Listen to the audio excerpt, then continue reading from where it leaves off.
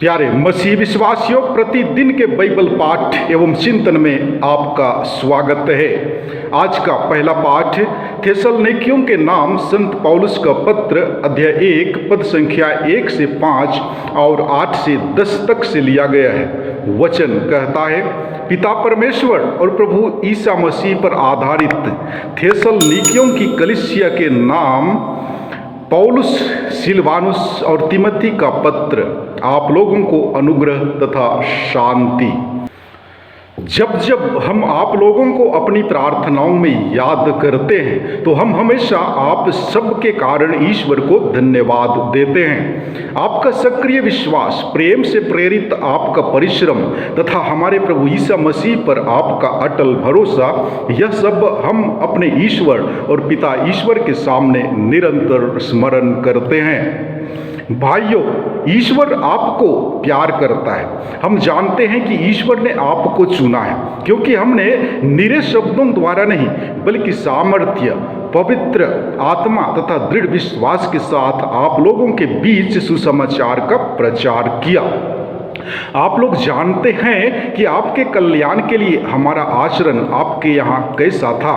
आप लोगों के यहाँ से प्रभु का सुसमाचार न केवल मकेदुनिया तथा अखैया में फैला, बल्कि ईश्वर में आपके विश्वास की चर्चा सर्वत्र हो रही है। हमें कुछ नहीं कहना है, लोग स्वयं हमें बताते हैं कि आपके यहाँ हमारा कैसा स्वागत हुआ और आप किस प्रकार देव मूर्तियाँ छोड़कर ईश्वर की ओर अभिमुख हुए, जिससे आप सच्चे तथा जीवंत ईश्वर के सेवक बने और उसके पुत्र ईसा की प्रतीक्षा करें, जिन्हें ईश्वर ने मृतकों में से जिलाया। यही ईसा स्वर्ग से उतरेंगे और हमें आने वाले प्रकोप से बचाएंगे। प्रभु की वाणी, ईश्वर को धन्यवाद। और आज का सुसमाचार पाठ संत मत्ती के अनुसार पवित्र सुसमाचार अध्याय 23 पद संख्याएं 13 से 22 तक से लिया गया है। वचन कहता है, ढोंगी शास्त्रियों और फरीसियों, धिक्कार तुम लोगों को, तुम मनुष्यों के लिए स्वर्ग का राज्य बंद कर देते हो। तुम स्वयं प्रवेश नहीं करते और जो प्रवेश करना चाहते हैं उन्हें रोक देते हो। ढोंगी शास्त्रियों और फरीसियों, धिक्कार तुम लोगों को, एक चेला बनाने के लिए तुम जल और थल लांघ जाते हो और जब वह चेला बन जाता है तो उसे अपने से दुगुना नारकी बना देते हो। अंधे नेताओं, धिक्कार तुम लोगों को, तुम कहते हो यदि कोई मंदिर की शपथ खाता है तो इसका कोई मतलब नहीं, परंतु यदि कोई मंदिर के सोने की शपथ खाता है तो वह बंध जाता है। मूर्खों और अंधों, कौन बड़ा है, सोना अथवा मंदिर, जिससे वह सोना पवित्र हो जाता है? तुम यह भी कहते हो यदि कोई वेदी की शपथ खाता है तो इसका कोई महत्व नहीं, परंतु यदि कोई वेदी पर रखे हुए दान की शपथ खाता है तो वह बंध जाता है। अंधो, कौन बड़ा है, दान अथवा वेदी, जिससे वह दान पवित्र हो जाता है? इसलिए जो वेदी की शपथ खाता है वह उसकी और उस पर रखी हुई चीजों की शपथ खाता है। जो मंदिर की शपथ खाता है वह उसकी और उसमें निवास करने वाले की शपथ खाता है, और जो स्वर्ग की शपथ खाता है वह ईश्वर के सिंहासन और उस पर बैठने वाले की शपथ खाता है। प्रभु का सुसमाचार। हे ख्रिस्त, तेरी स्तुति हो। प्यारे मसीह विश्वासियों, थेसलनिकियों की कलीसिया का पिता ईश्वर और ईसा मसीह के साथ विशेष संबंध था। यह कलीसिया ईश्वर द्वारा निर्मित और अनुप्राणित है। ईश्वर की कृपा से ही यह समुदाय शांति का अनुभव कर सकता है। आज के पहले पाठ द्वारा संत पौलुस अपने पत्र की शुरुआत धन्यवाद की प्रार्थना के साथ करता है। धन्यवाद ज्ञापन पत्र के लेखक और ग्राहक के बीच आत्मीयता दर्शाता है। पौलुस द्वारा धन्यवाद देने के 3 कारण हैं। पहला, ईश्वर ने उन्हें उसकी श्रेष्ठता के कारण नहीं बल्कि संपूर्ण प्यार से सुसमाचार के लिए चुना है। दूसरा, उन्होंने सहर्ष सुसमाचार स्वीकार किया है। और तीसरा, उनके जीवन में वे विश्वास से प्रेरणा पाते हैं। उनके बीच परस्पर प्रेम है और वे आशा के साथ प्रभु के दोबारा आने की प्रतीक्षा कर रहे हैं। वे मसीही जीवन में आगे बढ़ते जा रहे हैं। उनका जीवन ही सुसमाचार की घोषणा है, जो दूसरी कलीसियाओं के लिए एक आदर्श है।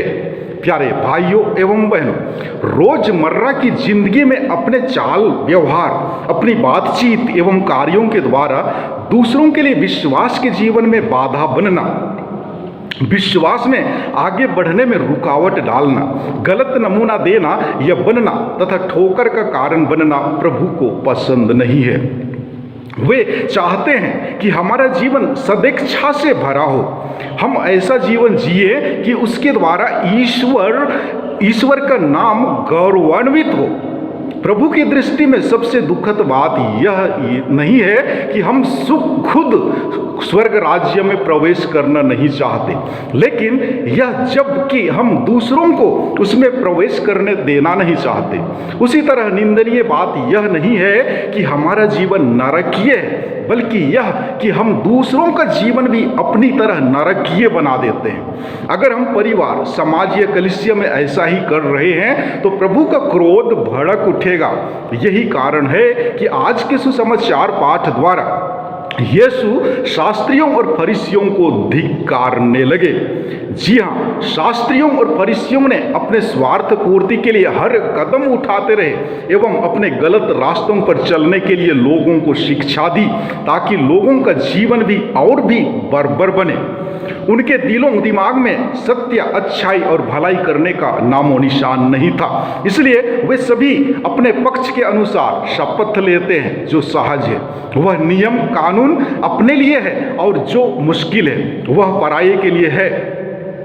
विशेषकर वे लोग केवल तुच्छ चीजों पर ध्यान देते थे, जैसे साग, सब्जी, जड़ी बूटी और औषधि इत्यादि, किंतु न्याय, प्रेम एवं सत्य को दफना देते थे। इसलिए प्रभु यीशु उनके जीवन को कब्र से तुलना करते हैं, जो हमेशा सफेद लेप लगाया रहता है। कब्र बाहर से तो अच्छे एवं सुंदर लगते हैं, किंतु भीतर तो केवल मरे हड्डी के सिवाय कुछ नहीं बचा रहता है। ऐसा जीवन निश्चय ही दंडनीय है। अतः आज के सुसमाचार पाठ से हम यही संदेश पाते हैं कि हम सब नियमों का पालन करने और दूसरों को नियम पालन करने के लिए सिखाने वाले हैं। जिस ईश्वर ने हमारी सृष्टि की और इस धरती पर जीने दिया, उनका आदर करना हमारा कर्तव्य है। बपतिस्मा लेकर ईसाई बन जाने मात्र से हमारी मुक्ति नहीं होती। केवल प्रभु प्रभु पुकारने से नहीं, बल्कि प्रभु के वचन का पालन करने से और उनकी इच्छा पूरी करने से हमारी मुक्ति होती है। आज हम अपने आप को झांक कर देखें कि कहीं हम भी शास्त्रियों एवं फरीसियों की तरह तो नियम के पक्के नहीं हैं, लेकिन न्याय, दया और ईमानदारी की उपेक्षा करते हैं। हमारा जीवन और आचरण ऐसा होना चाहिए जैसा कि पहले पाठ में संत पौलुस थेसलनिकियों के जीवन के बारे में बताते हैं। आपका सक्रिय विश्वास, प्रेम से प्रेरित आपका परिश्रम तथा हमारे प्रभु यीशु मसीह पर अपना अटल भरोसा, यह सब हम अपने ईश्वर और पिता के सामने निरंतर स्मरण करते हैं। हमारा हर एक काम उस विश्वास, प्रेम और भरोसे के साथ होना चाहिए। हम अपने से कुछ नहीं कर सकते हैं। ईश्वर ने हमें जिस काम के लिए बनाया, उसकी इच्छा पूरी करना, काम करना तथा आदेशों का पालन करना हम सबका कर्तव्य है। इसीलिए हम फरीसी और शास्त्रियों की तरह नहीं, किंतु थेसलनिकियों की तरह प्रभु के नियमों का पालन करें। संत अगस्तीन अपने जीवन में असत्य को छोड़कर सत्य को अपनाया, बुराई को छोड़कर अच्छाई को स्वीकारा, इसलिए वह एक संत बने। वह कहता है, मैं विश्राम रहित हूँ जब तक कि मैं प्रभु में विश्राम करूँ। इसलिए आइए हम भी प्रेरणा लें, ताकि हम अपने जीवन के में सत्य, न्याय एवं परोपकार को अपना सकें। आमीन।